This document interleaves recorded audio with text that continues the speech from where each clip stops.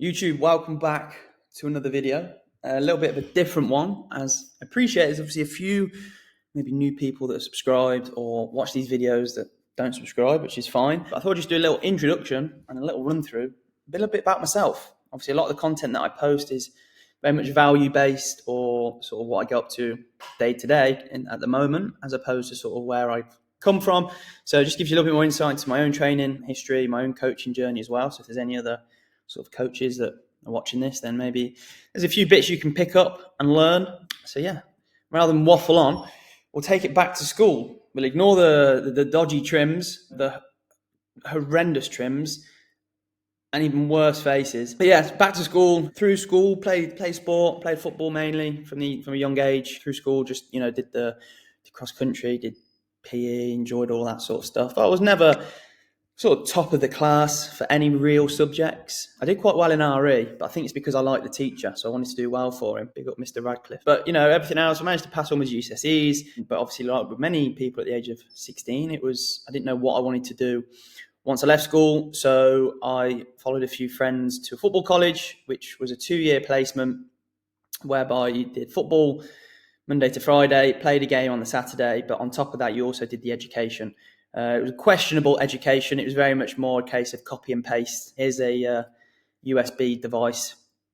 Try and change it a little bit so it looks like it's your own work. But anyway, I did that for a year, realised I was not that good at football. Didn't really enjoy football either. It got to a point where it was just stopped enjoying it. So why carry on? Very much a case of if I'm not enjoying something, I'm going to change. I'm going to do something different. So that was obviously that. I did that. But it did get me into going to the gym, which is the main thing. It did get me into training and understanding the importance, because we were told to get into the gym when we were 16, we needed to get stronger. So I took that up upon myself to go to a gym. I used to follow Men's Health magazines and all sorts. And it sparked that passion. In terms of passion, this, as I mentioned, was the main turning point. So I started going to the gym around about 2017. So just as a sort of 6 months after starting at the football college. After a year, I left because I said I wasn't enjoying it, and ended up had to finish my qualification, whatever it was, at college. So it was 3 or 4 classes per week, and it was quite far away from me. It was about half an hour. So I used to go in once a week. I remember one time I went in, I was a little bit late. I'd already let the college know that I was late, and I was 18 as well, because I thought, I'm an adult now, you can't tell me off. And I got into the class, and the teacher told me to wait outside, whatever her name was, had a go at me for being late, even though I'd done everything I could and it wasn't my fault. And I walked back out and left. So that was a very short stint that day. But yeah, obviously I just need to get it done, keep my mum happy, and get some form of qualification. But in terms of training, I've been training for over a year. I was very much enjoying it. It was very much the aesthetic standpoint, wanting to look a certain way. During this sort of time frame, I had a lads holiday in Zante, whereby I wanted to be as lean as possible. I remember doing like 40-minute interval sprints on a treadmill, training 4 or 5 times in the gym. Used to consume very little fat, because I thought eating fat made me fat when it wasn't. So that was the main thing. And like I said, lads holiday was great. Walking about the gaff, obviously feeling like a prime Scotty T, and maybe looked the part, but certainly didn't have the chat like him.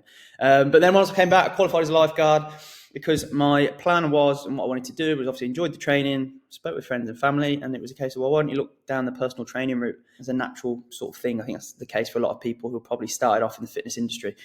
So that's what I did. I came back, qualified as a lifeguard, got myself a job as a lifeguard at David Lloyd, as sort of like a foot in the door, just to sort of be in the business. I also worked in a creche, which was less than ideal. But again, that was just more time. I worked in the creche Monday to Friday, and then on a Sunday I'd work as a lifeguard, which was my general week. So it allowed me to train. The creche had a split day, so I'd work the mornings and then work the evenings, so I had the daytime to train. So it was good. But I soon realised that changing nappies was not for me. And in 2019, after a year of that sort of schedule, I was able to move onto the gym floor as a fitness instructor. So that will bring me to sort of March 2020. So I joined the gym floor in, I think it was about July or August of 2019. And then I obviously worked there doing the shifts. I preferred doing the 5:30 in the morning shift till 1:30, and then I'd train, go home, and that's pretty much my day.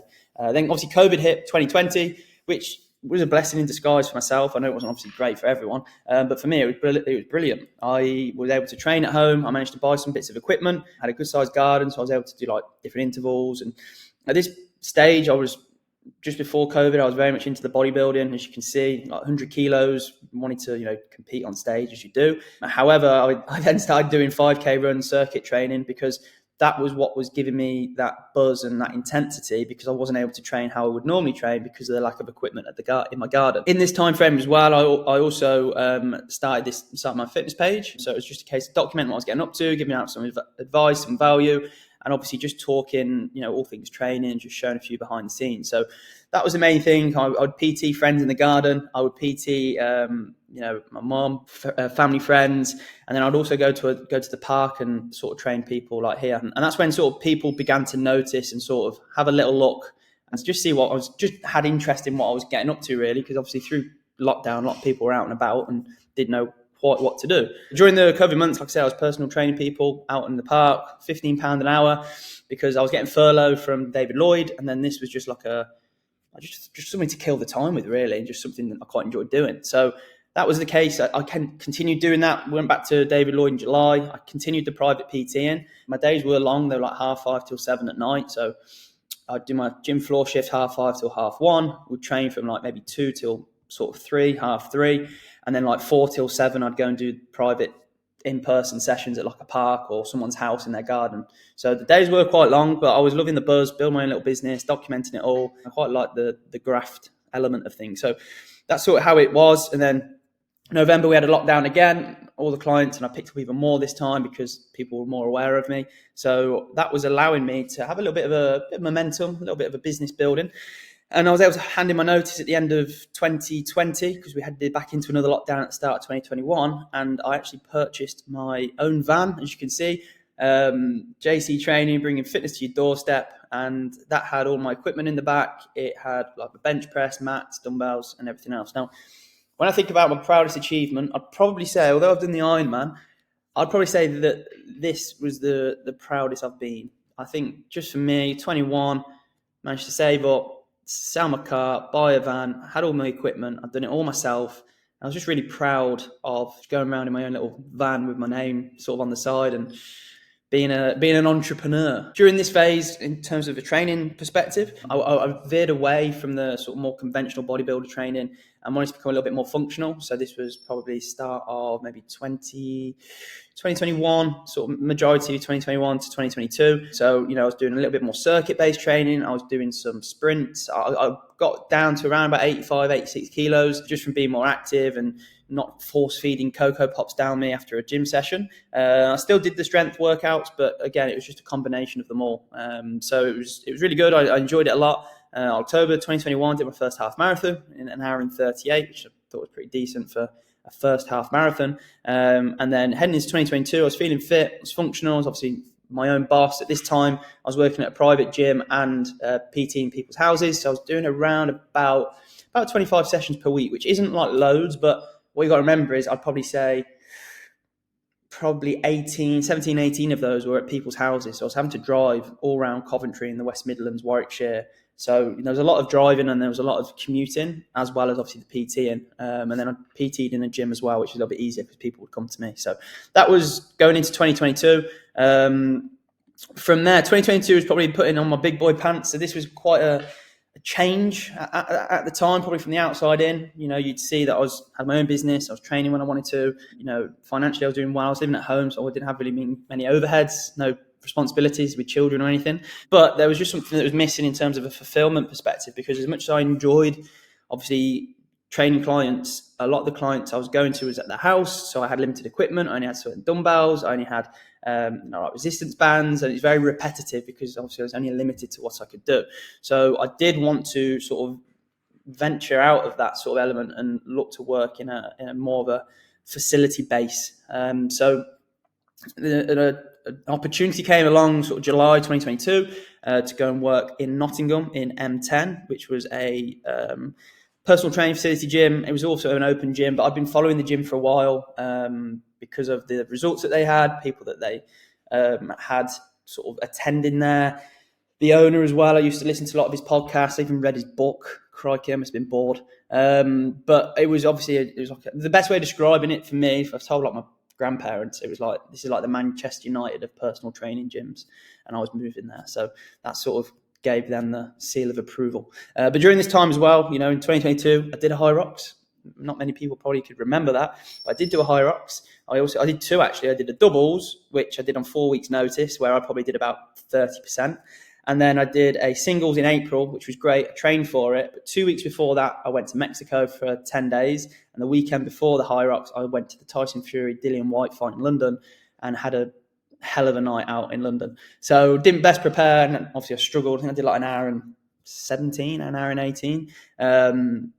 I also did at Turf Games as well. So, I was doing the functional fitness still, moved to this gym facility. And like I said, I wanted to be around people who were a lot further ahead of me in terms of their knowledge, in terms of their skill set, in terms of just people as well. They were a little bit older than me, so maybe more life experience. Plus, I heard Nottingham had a great nightlife. So I thought, you know what, let's go up, have a look and see what it's all about. And that was 2022 for the majority. Now, with being back at M10, the equipment facility was top of the range. It had all like prime pieces of equipment, hammer strength.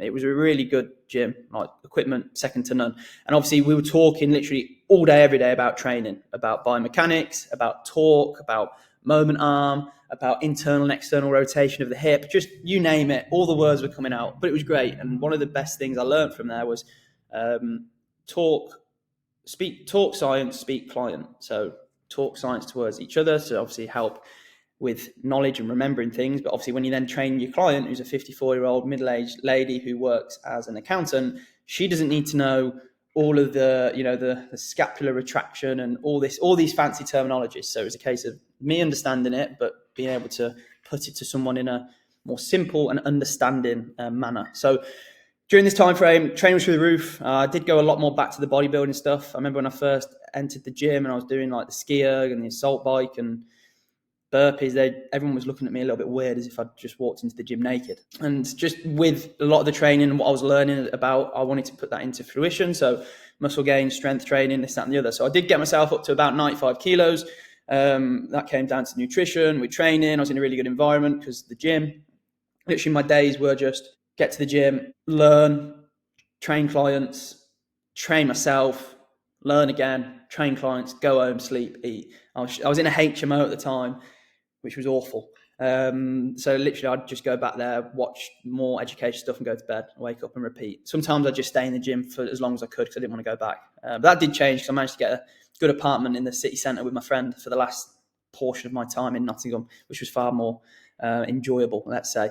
But this definitely taught me about environment, how important it is, and the power of being around the right people. Because I think in the 7 months I was there, I learned as much there as I have in any other circumstance in terms of at school, my own sort of training, just everything. It just propelled me from here to sort of there. So I'm very grateful for that.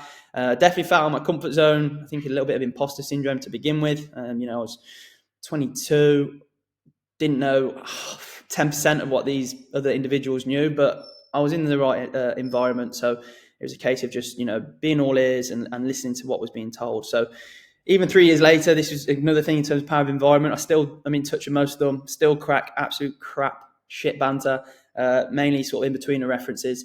But again, it just shows how important your environment is, especially if you want to take things to sort of that next level. 2023, so 7 months at M10, I moved back home. I told my mum, I'm coming back home. Yeah, I just didn't work out, nothing too bad in terms of at M10. It just came to an end. The gym's now closed, unfortunately. So maybe I left at a good time, because the last thing I wanted to have done was maybe renewed my rent and not had a gym to sort of work from. But anyway, I came back home. Now, my intention was to leave M10 and join the fire service, actually. That was my main sort of goal. So I applied, did the first sort of protocol, got accepted, and then I had to wait for an exam to come through on your phone. And I remember taking this exam on the toilet and thinking, crikey, these questions are bloody tough. And I didn't pass because I didn't revise. I didn't realise there was this much in-depth need, which is my own fault, my own naivety. And obviously I failed. And I then realised that you have to wait a year before you can then reapply, which I thought was a little bit strange. Plus, I know there's obviously theory to being in the fire service, but I thought a lot of it would have been more practical based. Anyway, all things happen for a reason. So I then had a 6-month tenure hiatus working for the family business. So the business supplies pool tables, gaming machines to pubs and clubs around the West Midlands.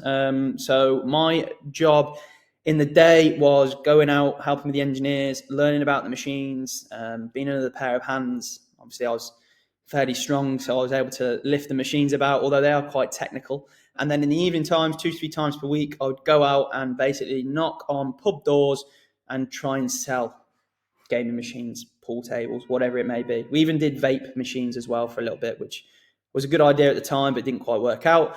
But again, it kept me really busy. I was back home, so obviously overheads were low. I was still doing the posting on social media. I still posted every day. I enjoyed documenting my own training. I enjoyed documenting sort of what a few online clients that I had at the time were doing. And I was also, I'll go into in a second, doing a photo shoot prep. So I still wanted to do something that I was passionate about. So I carried doing that on the side. And after 6 months, you'll see I was able to sort of go into the next endeavor. But the photo shoot and walking the walk, the reason why I wanted to do this, at M10, a lot of it was obviously transformations and everything else. So I wanted to walk the walk and just sort of show sort of clients and maybe potential new clients that I knew what I was talking about. I could put myself through a dieting phase for 16 weeks, doing cardio when potentially I didn't want to, training and everything else, and trying to get into the best shape possible. So that is what I did. The photo shoot, I enjoyed the process a lot more than the outcome. I've definitely enjoyed the hard work of the training, the sacrifice and everything else. The photo shoot itself, being covered up in oil, fake tan, just wasn't for me. I was there for half an hour and I wanted to go. I think I booked for like 100 photos, and after about 40, I was like, yeah, I want to go. I don't want to do this anymore. Because during this time as well, I also realised that I don't think we're ever going to be happy with how we looked. Like I wasn't happy with this look, which is, you know, looking back now, I'm like, why was I not happy with looking like that? I think I just realised that I think for me, it wasn't a case of looking a certain way. I wanted to be able to do things that are a little bit more mentally challenging, because I did sort of find the 16 weeks fairly straightforward. I think because, you know, I don't really drink. I eat clean anyway. I'm always active. You know, missing out on social events doesn't really faze me. But I just wanted to put it all together, document it, and that was a turning point. That was a really good experience. But I just wanted to go home, get a Nando's, and have some muffins that my mum bought for me. Then 2023 in June, I went to a mastermind in Marbella. Really opened my eyes to see what was possible in terms of, you know, online businesses, because I went out there for a weekend on my own, and it wasn't so much the guest speakers that I was inspired by, because sometimes they can seem a little bit too far away. It was the people that I met who were also in attendance. They were the ones I was thinking, crikey, you've got like a business that I would love. And you're no different to me. And I might even know a little bit more than you on certain avenues and topics. So that gave me a real eye-opener. And I remember flying home, having 2 Americanos before I left on the plane, and just writing out, right, this is what I want to be doing the next 6 months. This is what I need to do. Posts, outreach, client referrals, get results, learn more, And I literally just tried to map everything out in as much detail. Came back, told the parents that, look, I want to go in and online all time. I think at this point I only had about 10 online clients, which wasn't a lot, but I had some money saved. I was living from home and I wanted that time back to obviously put into trying to grow the business. So I love the training, I love helping people, and now I wanted to have that freedom element. Another thing was going to Marbella for a weekend was brilliant because I could just do that. And I wanted to do that more often in terms of having that freedom and everything else. Now, also during this time frame was when I had a taste of an endurance event. After the photo shoot, soon realised that I didn't really fancy doing another one. I wasn't too bothered on how I looked. I just wanted to do something a little bit more challenging, a little bit more mentally stimulating. So about a month after my photo shoot, I did a 4x4x48, which was, I think David Goggins came up with it, but that was a photo I found. It was 4 miles every 4 hours for 48 hours. It was in July, decent in terms of the weather, so it was quite light, pretty warm. Gave it a go, got it done. The night runs were definitely a lot trickier than the day runs, just because, you know, I think the runs were like 12 o'clock at night, 4 o'clock, 8 o'clock, 12 o'clock, 4 o'clock. So that midnight run and 4 a.m. run was a bit of a, because then you're literally getting back, showering, changing. You had 3 hours before you had to go back out again. So It was good though, something different, and definitely gave me that little bit of a bug. And then fast forward to October 2023, part in a 52 kilometer ultra marathon. I remember I was out in Spain, my dad's, for a month, and I thought, I want to do something a little bit extreme here and a little bit different. So booked a 52k ultra marathon on 3 weeks notice. It was going really well until about the 32k mark, which is probably the longest run I had done. Took on some gels and some sweets, which I wasn't used to, or I wasn't used to stomaching. Ended up shitting myself, going and relieving myself in a cafe in Bournemouth. Across the finish line, and it definitely gave me the bug. So yeah, if you're eating breakfast or whatnot, then I do apologise. 2024, so this was the year of the Ironman. Now, 2023 was great. It gave me that exposure to being able to travel. I went to Croatia, Cyprus, Spain, Tenerife, and that was just in the second half of the year. So having that business of working from a laptop definitely gave me that freedom and something I really, really enjoyed. But obviously doing that ultra marathon, it definitely gave me a buzz for wanting to do more. For me, the main endurance event, I know there's all sorts of different ones, but it's the Ironman for me. That is the creme de la creme. It's a 2.4 mile swim, 112 mile bike ride, and a 26 mile run. So that was what I wanted to do. That was the main aim. So 2024, a lot of it was training for that. I also did another ultra marathon in the May in Finland, which was really good with a friend. But this was the main goal. This is what I wanted to do. And for this, I moved to a place called Uttoxeter, where there's not really much going on there, if I've got to be honest. I had a friend up there who had a flat. He was looking for someone to move in. I said, look, I'll come up and move in. He's like, what, really? I went, yeah. I said, it's perfect, because it's a small little town. We were next to a Pure Gym. We were next to the town centre, where there was a leisure centre the other side, plenty of places to run. There was a big park, and also the cycling routes around the Peak District. So for me, I moved in the February, moved out in the start of September. So for that time period of 6-7 months, I was like locked in with training. I was like almost like a full-time athlete in terms of training twice a day, recovery, doing some work, training again if I needed to, eating the right food. Like weekends, there was not a lot going on. Like a few times we'd go out to Nottingham, but I wasn't drinking. I'd drive us there and we'd be back. So I literally lived like an athlete. It was ideal. It was perfect. And that gave me the structure and the foundation to really just knuckle down and get all my training done for what was going to be probably the biggest event I would be doing, definitely from a sporting perspective. Now, in terms of from a work perspective, like I got to around about, so for the majority last year was about 20 clients, which was great. And my main aim was just to keep those 20 and give the best service possible, as opposed to trying to grow the business, because this Ironman was taking up so much time, so much effort. Like after a morning swim for an hour and a half, I'd get home, eat, shower, do a little bit of work, and then I was cooked. Then I'd have to go and train in the afternoon, come back, a little bit more work. I just wanted to keep it as it was. So that's not to say I put it to the business to the side. I did from a growth perspective, but it was very much focusing on my clients and the ones that I had and serving them the best way possible. October 2024, best sporting achievement I may say myself. I completed the Ironman, which is funny because looking back now, it's very good, very happy. I can't really remember feeling all that different when I crossed the line. I do remember, I think it was about 8 kilometers before the finish, almost tearing up, because I was thinking, oh my God, I'm about to do this. I'm actually about to do it. All those months of training, all that sacrifice, everything I'd just built myself for this event, I was about to do it. And I think that was my peak emotion, because then when I crossed the finish line, there we go, that's that then. Got a bit of my life back. Seeing my parents, my family, they were hugging me all in tears. So I get off. I want to go and get some food, really.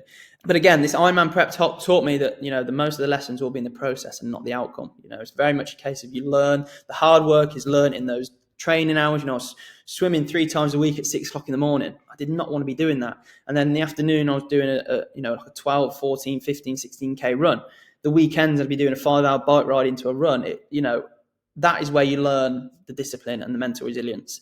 I'd envisaged myself crossing the finish line. I'd broken the race down in my head in terms of the swim, the bike, the run, how I was going to feel, everything. So I knew I was crossing that finish line. I wasn't bothered about time. I just wanted to hear, Jack, you're an Ironman. And that's what I heard on the 6th of October, 2024. Now we're into 2025. The rest of 2024 was just chilling out. I didn't really do too much other than just sort of working and staying in back home and not training as much, can we say. 2024, the training for the Ironman took a lot of my time, and a goal for 2025 for me, and still is to basically prioritize clients and trying to just meet up with as much of them as possible in this online world as well as attending their events as well. So I want to go back to more coach mode as opposed to athlete mode. Don't get me wrong, I'll always be an athlete in terms of I'll always do my own training, but I want to focus a lot more on the clients and make sure that they're getting the most out of their training and achieving the goals that they've set. So for me, attending events is very much high on the priority list. I love the human interaction of the coaching element. So being there in person to talk them through before the event, be there during, be there after is definitely a highlight and something I will continue doing for the rest of this year. So far this year, half marathons, full marathons, which I went to Newport in Wales for. Harry did a triathlon in Lake Windermere, I'm not too sure, near London Way, which we went and watched. So that's, one of the main aims is to really focus on client delivery and, help as many people with their performance related goals. Now, in terms of the rest of this year, like I said, I started this year 3 months in Marbella, which was great. Definitely reinstated the importance of your environment and how much of an impact it can have. I think I did get a little bit carried away over there. I didn't get carried away. I think maybe I got caught up a little bit over there with my own values and whatnot. But it was a fantastic time. Very much enjoyed it. I did start training for a 110 kilometre ultramarathon in Scotland, which I was documenting. But I'm not afraid to admit, my head wasn't in it. I was not enjoying the training at all. I would dread the runs whilst out in Marbella to train for it. I was dreading the thought of doing it. I then came back from Marbella, and the first run I went and done, I drove an hour and a half to try and match the elevation, and I just thought, I don't want to be doing this. I think I was on my own. My head wasn't in it. I was meant to be doing it with a friend who pulled out, so I was just thought, you know what? If I don't want to do something, I'm not going to do it. If it's something I'd choose to do on my own accord, so didn't do that. And I had a few months of downtime with training, which was great, focusing on business, which was great as well. So, April, May. But then I did start to realise sort of towards the end of June that I needed something to work toward. I do need that North Star. So I've got 2 ultramarathons in September. Both of those are with a group of friends, ex-clients. So, we've got each other to train with and obviously train for. If any of us pull out or don't do it, then, that group chat is going to go off, which is not what we want. So that's from where my training is at the moment. But the main element for the rest of this year is upskilling my learning, my knowledge. I think the last probably 6-7 months has been a lot more trying to work around like the business and marketing and this, that, and the other, and neglecting my own sort of knowledge of training. So at the moment, spending a lot of time in my own education, aiming to do at least an hour a day on whether it's training related, nutrition, running, warming up, whatever it might be that's going to be applicable to clients. So that's one of my main aims this year, and obviously what I learn, I can then put into my own training, and I can put into clients as well when it comes to their own sort of endurance events. And then I'm back in Barcelona in October. I'm actually in Barcelona now. I'm back here in October for Harry, who was on the previous slide, as he will be doing his first Ironman in Barcelona as well. So it'll be sort of a full circle moment where I will now be there as a spectator, as a coach, as opposed to being an athlete. So I'll be able to take it in a lot more and enjoy it as much as possible, and just hope he will cross that finish line, but hopefully all nice and steadily, and there's no bumps or anything else. So that's pretty much it. The rest of this year, aiming to keep doing the same, help more people, and lead from the front as always. So there's a little bit more waffling on, a bit of a longer video about sort of my journey, both my training, coaching. And yeah, if you enjoyed, make sure to give it a like, subscribe, and I'll see you on the next one.